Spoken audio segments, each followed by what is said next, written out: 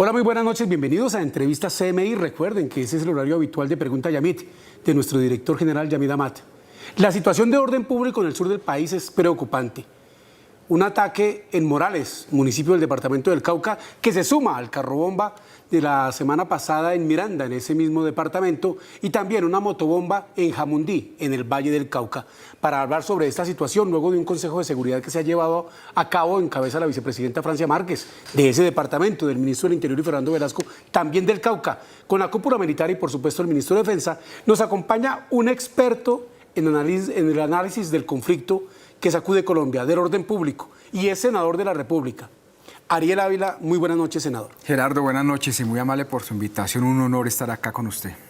¿Qué es lo que está pasando, senador, con las disidencias y con todos esos grupos que operan en el sur del país y a las que culpa la fuerza pública de estar detrás de estos atentados de Miranda, Jamundí y Boy Morales también? Y un hostigamiento en Dagua también esta mañana, sobre el filo de las 9 de la mañana, estaban hostigando Dagua, que no se veía hacía bastantes años. Gerardo, es una confluencia de tres problemas. Un primer problema, el gobierno colombiano levanta parcialmente el cese al fuego, pero no tenían una previsión estratégica militar en la zona, lanzan un operativo y la forma como responden las disidencias, en ese caso Estado Mayor Central, es con ataques terroristas. Yo me temo que va a comenzar una oleada de terrorismo urbano por parte de estas disidencias, que es la forma como tienen que responder o como podrían responder militarmente esto, lamentablemente. Segundo, ¿qué es lo que pasa?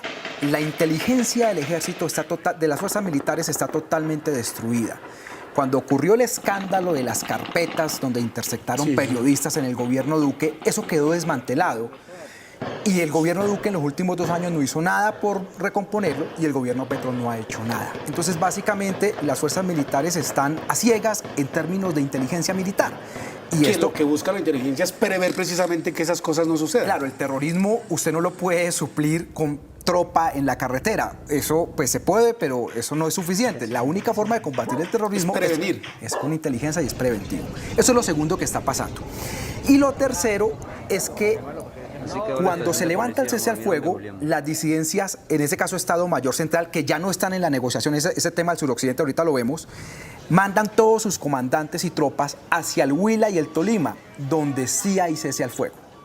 De tal forma que lo que estamos viviendo hoy en el norte del Cauca es que los mandos están en el Huila y en el Tolima, donde hay cese al fuego, y cuando quieren hacer un ataque, mandan tropa otra vez hacia el norte y se van así como en esa frontera invisible. Pero estamos hablando de las disidencias llamadas del Estado Mayor Conjunto, que son las que dirige alias Iván Mordisco, que nunca participó del proceso de paz, es decir, no firmaron el proceso de paz, porque hay otras disidencias también de las FARC, ¿verdad?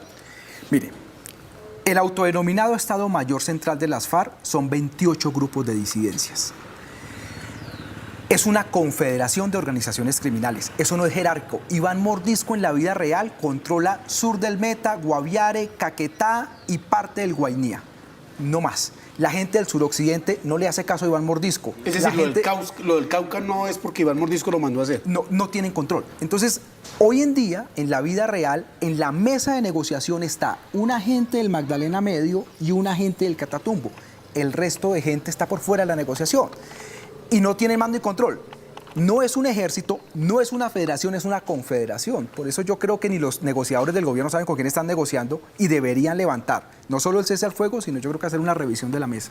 Es decir, el cese al fuego total, porque el cese al fuego lo levantó el gobierno de manera sectorizada, como usted lo manifestó. Claro. Mire, yo le voy a decir esto. No hay un defensor de la paz tal vez en el Congreso que sea como Iván Cepeda o como yo. Yo he sido defensor porque creo que uno puede abreviar sufrimiento de la gente. Pero tal cual está el Estado Mayor Central, que es una confederación, que nadie controla de eso, que no quieren negociar, yo diría, no solo hay que levantar el cese al fuego en todo el país, sino hay literalmente que levantar la mesa de negociación. La paz tiene un tiempo. Si este no es el tiempo, será en 2, será en 6, será en 5, será en 10 años, cuando sea. Pero yo creo que ahorita mantener este cese al fuego es insostenible y la negociación de paz. Que cuando se levante va a venir una oleada terrorista, claro, porque es la forma como tienen las disidencias, pero el Estado tiene que prevenir y no quedarse paralizado. Vuelvo y repito, el cese al fuego era el momento para fortalecer la inteligencia, fortalecer los destacamentos militares y no se hizo. Cuando usted dice levantar esa mesa es porque precisamente el gobierno nacional tiene una mesa de negociaciones con esa disidencia a la que le reconoció además estatus político. El reconocimiento del estatus político a la disidencia de la segunda Marquetalia, que es la de Iván Márquez, y a esta del Estado Mayor Central, yo creo que eso es un error, fue un error muy grande, pero es una decisión política, digamos, está bien, es una decisión política, es un error, creo yo, porque todo el mundo está pidiendo reconocimiento político, desde el Clan del Golfo hasta los conquistadores de la Sierra. Entonces, eso es un error. Pero esa mesa de negociación que se constituyó con el Estado Mayor Central, se constituyeron con delegados de diferentes bloques de esas disidencias, porque vuelvo y repito, es una confederación criminal, no es ni siquiera una federación. Y de ese equipo negociador ya salió Iván Mordisco y salió todo el suroccidente, toda la gente del Cauca y Nariño. Solo queda un sector que es importante, representa el 40%, pero el resto está solo. Entonces, digamos, es una mesa que se acaba por sustracción de materia.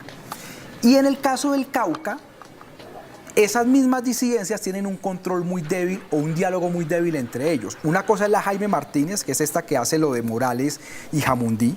Otra cosa es la de Dagoberto Ramos, que hay una cierta comunicación, pero ellos con la Carlos Patiño, que es la que opera en Argelia, Balboa, Bolívar, sur del Cauca, en el Cañón del Micay, casi que la comunicación es mínima. Entonces, incluso en esos mismos sectores se ven muchas diferencias entre ellos. Y Morales Cauca y Jamundí Valle, ¿por qué en esos sectores? ¿Qué tienen de estratégico para esas disidencias hacer actos terroristas allí? Esa no es la Colombia profunda. Digamos, realmente Morales queda a 2 horas de Cali o de Popayán, y Jamundí queda a, ¿qué?, 40 minutos del sur de Cali, bueno, 45 minutos del sur de Cali. No, ahí están pasando dos cosas muy grandes. Un corredor de movilidad que se está construyendo, que va desde el Pacífico Caucano, Guapi, Timbiquí, López de Micay, hacia La Plata, Huila. Entonces se están despejando. Si usted ve, la mayoría de los combates son en 3 vías de la Panamericana prácticamente. Esto de Morales, Jamundí, luego un poquito más al centro y luego al sur. Y por eso La Plata, Huila y el oriente caucano ha tenido un deterioro de seguridad. Entonces están creando un corredor de movilidad que les permita a toda esta gente sacar mucha tropa. Y lo segundo, pues hay un tema literalmente económico en disputa. La economía del narcotráfico, como en todo Colombia, está colapsada por la sobreproducción. Y entonces temas como la minería y demás están teniendo un gran auge. La publicación que hizo en su cuenta de X el presidente de la República diciendo arremetida total contra el MC, Estado Mayor Central, de las disidencias de las FARC, ¿traería como consecuencia entonces el rompimiento de la negociación con esa organización? ¿Usted lo ve así? ¿O va de acuerdo con la interpretación que usted daría de lo que decide el presidente, mantener la zanahoria y el garrote? Bueno, entonces, la arremetida total contra el Estado Mayor Central en este momento solo está en el suroccidente colombiano, Valle del Cauca, Cauca y Nariño. Si lo hace en el resto del país, que es lo que debería pasar, eso va a llevar a un levantamiento de la negociación que de por sí, vuelvo y repito, no existe. 2, si eso llega a pasar, ¿cómo reaccionan los criminales? Pues poniendo bombas a orillas de la carretera motobomba, es decir, es posible esperar una arremetida criminal, pero al final el Estado yo creo que se va a imponer. Entonces yo sí creo que se debe levantar la mesa de negociación.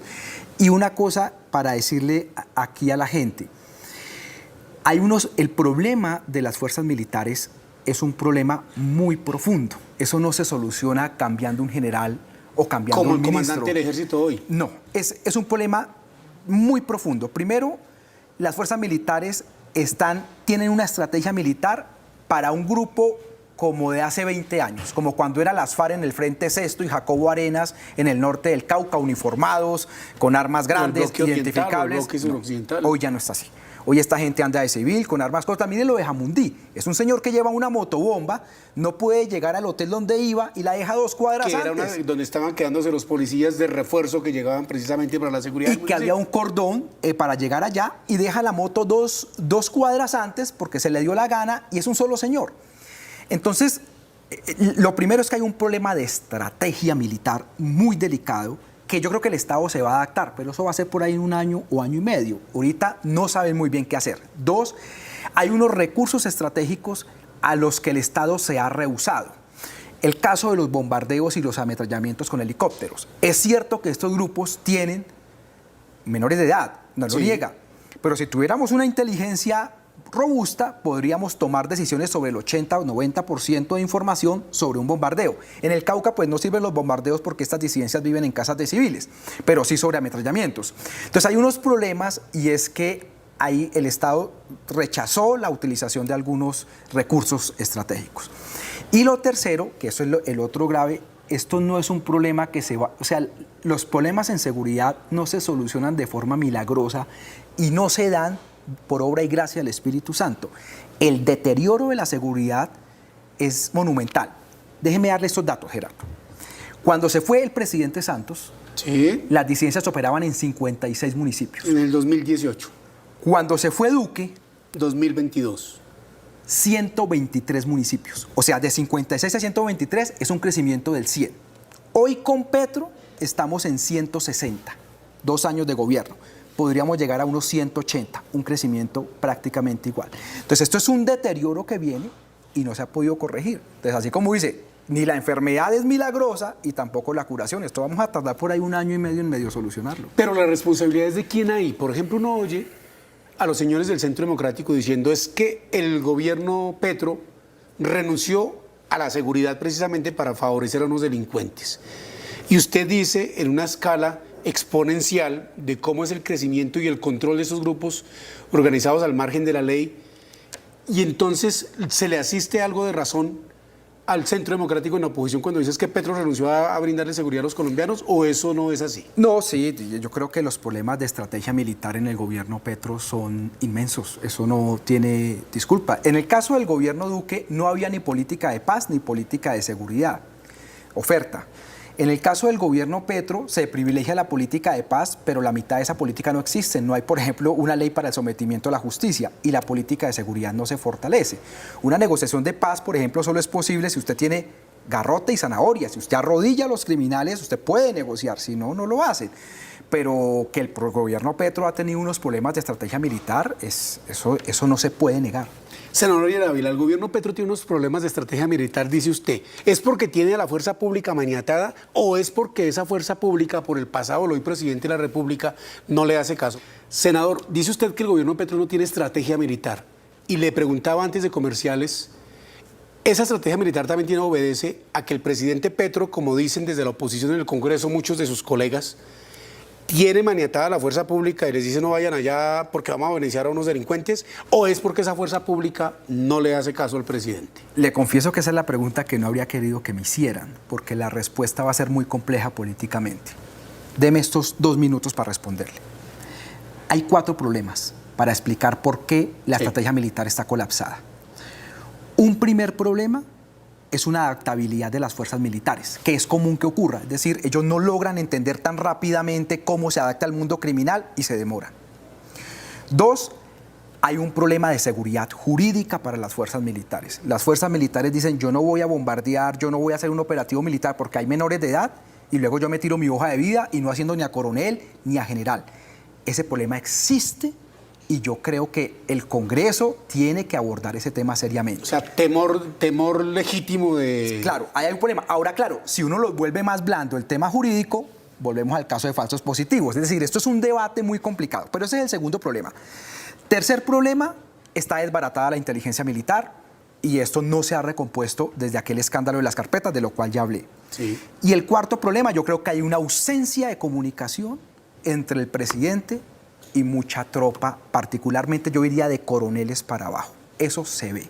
Cuando usted suma esas 4 cosas, tienes el problema que tienes hoy. Le coloco este ejemplo para ver lo último. Sí, señor. Yo fui con la senadora Aida Quilcué a Toribío, Cauca, después del asesinato de una lideresa indígena. Eso fue a los 2 o 3 días, usted lo cubrió. El ejército me dejó en Santander de Quilichao y me dijo, con todo el respeto, me dijo, senador, no podemos acompañarlo más allá. Y usted es el presidente de la Comisión de Derechos Humanos del Senado. Yo me fui y la Guardia Indígena me recogió en Santander. Cuando íbamos saliendo ya de Toribío, eso era 2 de la tarde, las disidencias nos salen en el palo y nos ponen fusiles en unas mesas. Yo iba con la senadora Aida Quilcué. Amenazaron, no nos amenazan. La senadora Aida Quilcué es una líder indígena del departamento del Cauca, a quien le asesinaron su esposo precisamente en ese conflicto hace cerca de 3 lustros. Exactamente. Entonces, nos salen las disidencias. El batallón está a 20 minutos. Nunca tuvimos apoyo militar. Estaban ahí. ¿Y eso es inacción o eso es connivencia, como denunció el propio presidente de la República hace cerca de 2 meses? No, yo creo que es una mezcla de todo. O sea, si esto fuera un problema lineal, Gerardo, pues se soluciona fácil. Pero no, vuelvo y repito, estos 4 problemas, también hay corrupción, obviamente, pero es una gran mezcla de cosas. Y por eso solucionarlo tampoco va a ser de la noche a la mañana, porque uno dijera, bueno, no hay comunicación, pues uno cambia los mandos y ya. No, es más complejo que eso. Entonces yo sí creo que todavía nos espera un año y medio muy duro en materia de seguridad. Cuando el presidente de la República, que lo dice frecuentemente en sus discursos, yo soy el comandante en jefe de las Fuerzas Armadas y ordeno, ¿qué piensa usted? ¿Qué piensa un coronel que está, por ejemplo, en una brigada en el Cauca? No, yo creo es que una cosa es la orden que se da y otra cosa es usted cómo operacionaliza eso. Y yo creo que es ahí donde está la gran diferencia que tenemos hoy día. En muchas de estas zonas, mire el caso de Morales, son 13 policías que había en la estación de policía. Durante todo el cese al fuego, si hubiese habido inteligencia, eso tuvo que haberse doblado. O se pudieron haber hecho alguna otra estación de policía más hacia adentro para prevenir esto. No, sencillamente hubo un cese al fuego y todo el mundo se quedó cruzado de brazos y no pasó nada.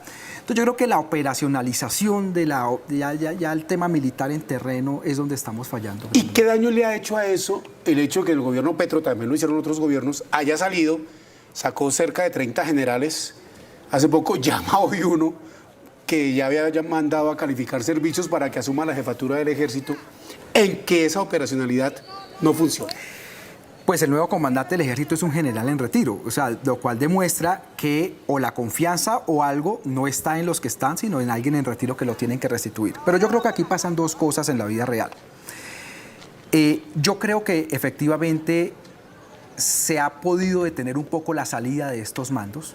Yo sí creo que el ministerio tiene que hacer un esfuerzo por mantener unos mandos que tienen una experiencia. Es decir, no salir de la gente más capacitada por los años que lleva. Claro, hay que tener una estrategia para evitar, porque además mucha gente está renunciando, pero por un problema financiero. Desde la época Duque era igual. Muchos policías dicen, ya no me van a ascender, no, yo me prefiero ir, me pensiono con 20 años o 25 años. O sea, sale y busca otro trabajo. Y busco otro trabajo, me meto como escolta, cualquier otra cosa. Entonces hay un problema que viene desde hace años y es porque ingresó mucha gente y ahora no hay cómo ofrecerle algo más arriba porque además no hay plata. Usted puede pagar una pensión, pero no tiene cómo restituir un militar o un policía. Pero lo otro también en lo que tiene razón el gobierno es que yo sí creo que las fuerzas militares tienen que hacer una evaluación, un control de contrainteligencia en muchos de estos temas de corrupción y demás. Pero esto es un tema que se tiene que solucionar internamente entre el presidente y los mandos militares. El problema es que esto pues ya está en la escena pública. La tropa le hace caso al presidente.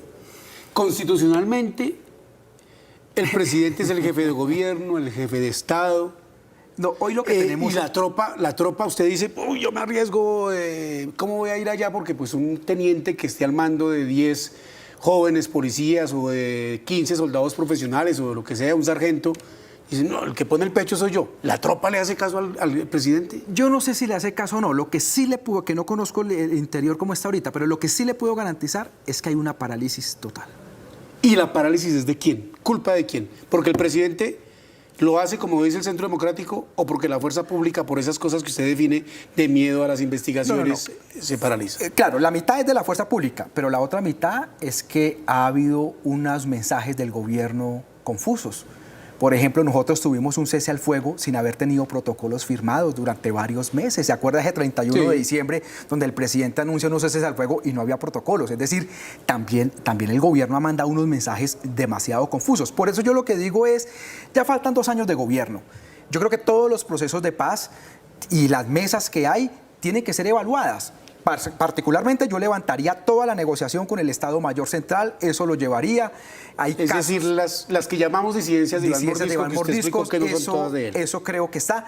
El caso de las disidencias de Iván Márquez, yo creo que es la negociación más fácil de hacer porque están totalmente derrotados y el Estado Mayor Central los está acabando. Se matan entre ellos. Pero jurídicamente hay un problema porque Iván Márquez es firmante del acuerdo de paz. Traicionó la paz que firmó. Y el problema no puede recibir beneficios jurídicos. O sea, jurídicamente hay un problema, pero es la más fácil. La LLN va lenta, pero tiene un horizonte y una agenda. Y luego tenemos una serie de mesas que uno no sabe si son mesas o no, con chotas y espartanos en Buenaventura, con los conquistadores de la Sierra en la Sierra Nevada, que no hay marco jurídico para recibirlos. Entonces es mejor levantar cualquier... ¿Y el narcotráfico qué juega ahí? Porque el presidente dice que estos señores se dedican al traqueteo y que esto ya no tiene ideología, pero sin embargo les ha dado estatus a los grupos. Claro, esto de las disidencias del Estado Mayor Central y las de Iván Márquez es un tema degradado y son un montón de criminales. Ahí no hay ninguna aspiración política, si se les da ya un reconocimiento político. Pero el problema que está viviendo Colombia es que la economía del narcotráfico está colapsada, de la cocaína está colapsada. ¿Por qué? Por una sobreproducción. Perú produce mucho, Colombia produce mucho, Bolivia produce mucho y los precios de la droga cayeron.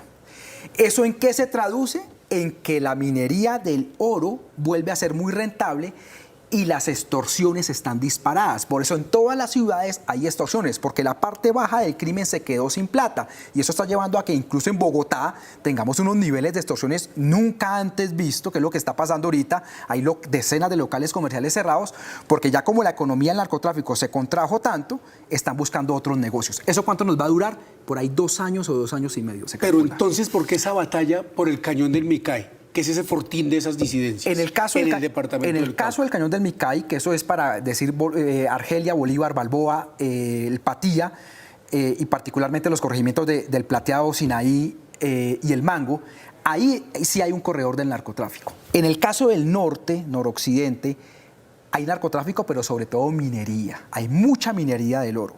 En el caso del nororiente, es más un corredor de narcotráfico. Eso va a variar dependiendo de la zona. El gobierno Petro llegó con la expectativa de que ahora sí vamos a hacer la paz. Una persona, el presidente fue un hombre alzado en armas, guerrillero, pues por supuesto hace más de 3 décadas que no lo es, que está en la vida civil, que ha ocupado cargos de servicio público, representante a la Cámara, senador, alcalde, presidente de la República, pero no puede renegar de su pasado, entonces decir, aquí vamos a hacer esto. ¿Pecó de ingenuo el presidente? Yo creo que hubo un optimismo exacerbado en esto y no se entendió que esta criminalidad está en su momento de expansión y vuelvo y repito, yo sí creo que mucho de todo esto va a terminar en mesas de negociación, sean de sometimiento o de paz, pero pareciera que ese no va a ser el tiempo, va a ser más adelante. Es decir, usted es un incrédulo por lo que lo veo de la paz total del presidente Petro. Yo creo que va a salir 1 o 2 procesos, uno pequeño, uno más grande, relativamente bien, y todo lo demás va a fracasar en materia de estas negociaciones y conversaciones. Cuando usted dice la apuesta, uno más grande es el del ELN. Al menos un sector, seguramente se podrá hacer algo, y tal vez segunda Marquetalia. Yo creo que en lo demás va a ser casi imposible que se dé, porque no hay tiempos. Y hay una cosa, Gerardo, que en eso ya sí la vida nos ha enseñado mucho. Coincidir firmas de acuerdo de paz con calendario electoral sale demasiado mal. Y el tema del estúpidamente utilizado por el presidente para decir que el gobierno Duque torpedeó la paz, ¿influyó en lo que sucede hoy? Y si tiene razón el presidente, por supuesto. El gobierno Duque hizo todo lo posible para revivir a las FARC y para torpedear la negociación. Eso es cierto, pero eso no es disculpa para explicar la ineptitud de este gobierno. Es decir, en este gobierno hay mucha ineptitud. O sea, eso que dice el presidente Petro de Duque es cierto, pero es que el gobierno Petro no tiene ni estrategia militar ni nada. Entonces, es decir, eso no puede ser una disculpa para lo otro. Puede ser que sea cierto, pero el problema es de este gobierno. Y ya llevamos 2 años. Y el espejo retrovisor funciona 6 meses, no más. ¿Y cómo? Eso decía Daniel Duque, que el gobierno, Daniel Palacios, que fue ministro del Interior en el gobierno de el último ministro del Interior. Sí, ministro del Interior del gobierno de Iván Duque, en una entrevista que transmitimos en Noticentro 1 AM la semana pasada. Y él decía, el presidente es bueno para echar discursos, echar culpas y nada de responsabilidad de él, y no ha comenzado a gobernar. ¿Le veo alguna coincidencia a usted en ese aspecto? Yo le digo una cosa, yo creo que el presidente debe hacer una evaluación general de su política de seguridad y entender que en la seguridad la cosa no va bien. Yo vuelvo y repito, yo creo en que los conflictos terminan en procesos de paz, en mesas de sometimiento, creo que eso abrevia sufrimientos, creo que es lo mandado a hacer. Entonces, está bien, saquemos el problema de la paz, pero la política de seguridad, ¿qué? Es decir, yo creo que la gente está viendo es el problema de la política de paz, pero no, el problema es en la política de seguridad, que no le hemos encontrado la comba al palo. Hoy pidieron la renuncia del ministro de Defensa, Iván Velásquez. Yo con Iván Velásquez tengo una profunda admiración por su papel en la CICIG, y creo que le ha ido mal, eso también lo digo, pero la salida de él no va a solucionar nada. Es decir, yo también le digo a la gente, calmaos, el problema es de estrategia militar profunda como yo lo he explicado. Entonces, usted tiene que ir a fondo en eso. ¿Y qué papel juega el presidente en la definición de esa estrategia militar? Mucho por los mensajes confusos. Yo creo que el presidente tiene que tomar unas decisiones profundas en materia de recomponer la inteligencia militar, en materia de darle más plata al Ministerio de Defensa, así que tengamos estos problemas económicos, pero el presidente tiene que apersonarse de esto. ¿Y el tema de Israel y el no mantenimiento de aeronaves y de armamento, eso es necesario o no? Sí y no. Es decir, los aviones Kafir no sirven para el combate militar. Son aviones viejos. De hecho, debemos reemplazarlos por F-16 o F-24 sí. O por los suecos o por los franceses. No importa, pero los F-16 ya no sirven. Pero eso no sirve para el combate. Los aviones de combate son los Tucanos y Super Tucanos de fabricación brasilera. En el tema de Israel, hace daño en la fusilería, que sí mucho depende de ellos. Sí. Repuestos y pertrechos. Pero eso se puede suplir con los gringos. Así que sí, efectivamente el rompimiento de relaciones va a causar un cierto descontrol en esos temas militares, pero en la vida real los Kafir no son utilizados para bombardeos. Entonces, no, vuelvo y repito, los aviones de operaciones militares en Colombia por el tema de las montañas son Tucanos y Super Tucanos de fabricación brasilera. Senador Ariel Ávila, muchas gracias por estar aquí en Entrevista CMI. Gerardo, un abrazo y muy amable. Buenas noches. A ustedes, televidentes, muchas gracias por la sintonía. Los invitamos a que continúen en Noticentro 1 CMI con las noticias de Colombia y el mundo. Buenas noches.